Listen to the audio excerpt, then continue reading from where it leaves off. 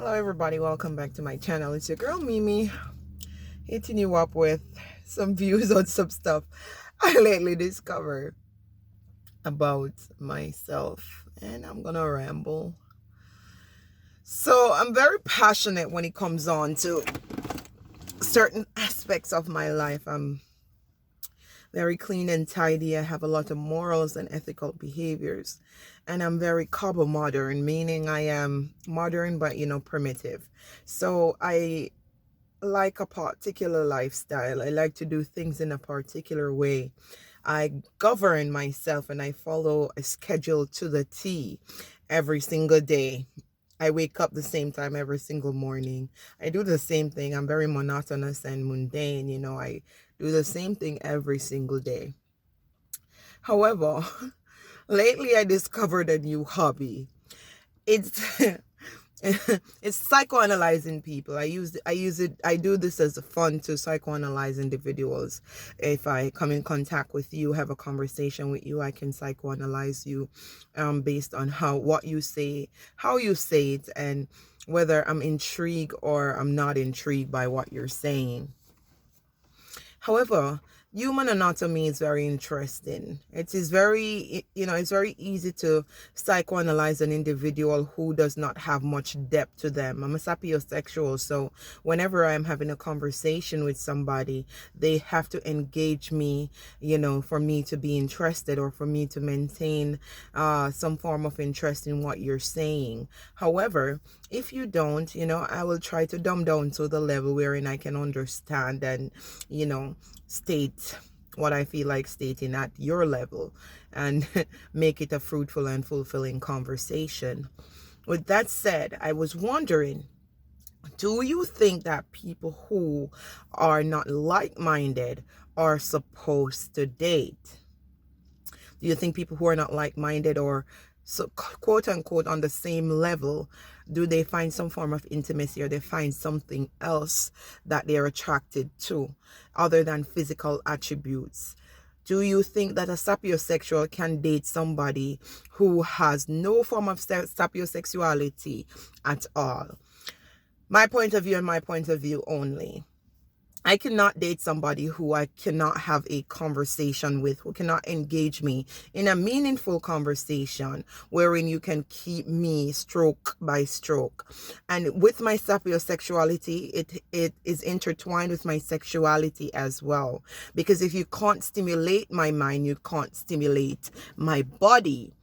Hence the reason I have to date somebody who is like-minded like myself, or, almost on the same level or higher above. Everybody has their own preferences. I'm not asking you to take up an Einstein, or ask you to take up a doctor, a lawyer, whatever. But most people are just educated with a degree and they lack the ability to have a conversation.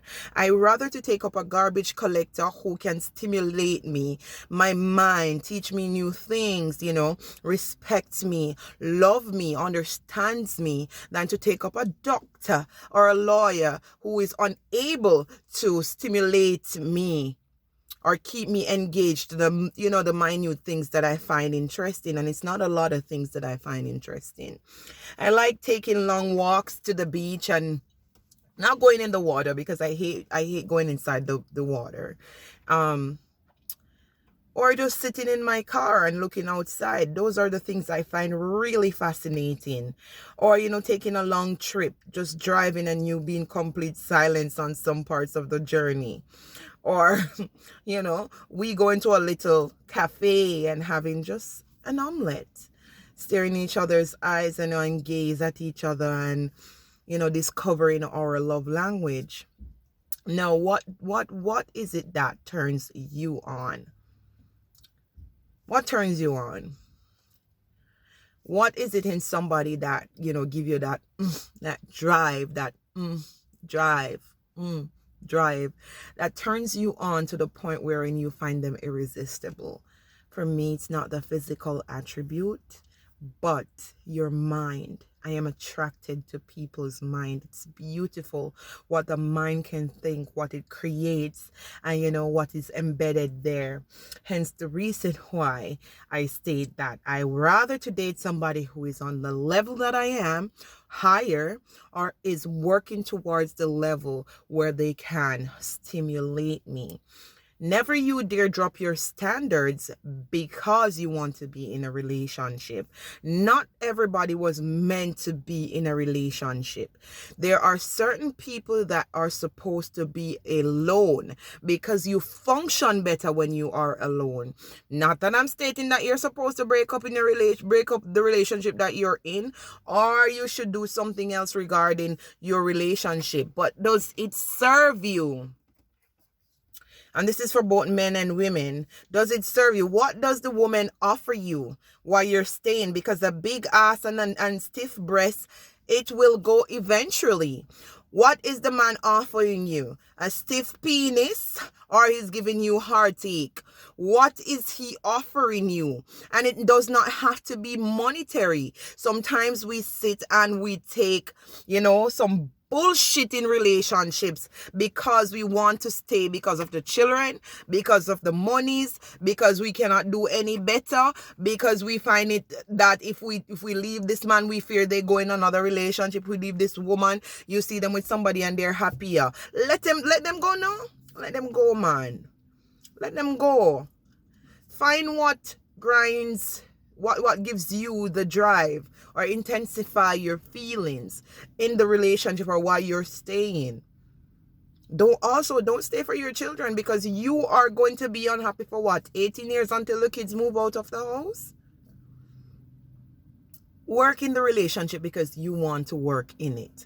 You want to work on the situation that's going on in the relationship. Don't stay because you want to stay for the children.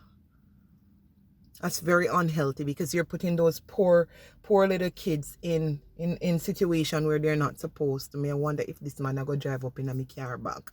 Put them in situation where it's not fair to them. Healthy relationships equate to happy family. So choose a healthy relationship that will help you to be happy. God bless you. Until then, walk good. Just sharing my 2 cents. This man come and break my concentration. Well, anyways, have a blessed day. All right, take care.